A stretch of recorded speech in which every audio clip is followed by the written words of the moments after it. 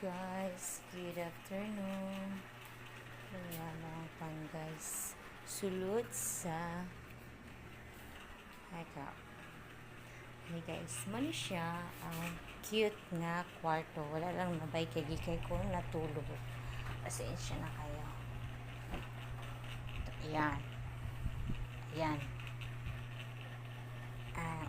Hindi pala ito ang ipapakita ko sa inyo guys, kundi ang niluluto ko na. Ay, before that, sure muna tayo. Ang kalat guys, may position. Ayan. Pakita ko lang dito yung ayan, lulutuin natin mamaya. Ano lang yan, simple lang yan. Pipituhin lang natin. Tapos, lagyan natin ng mga lamas. Ayan, kasi ngayon, maglalaba naman tayo. Ayan, yun o, tingnan nyo guys. Ay, ewan ko.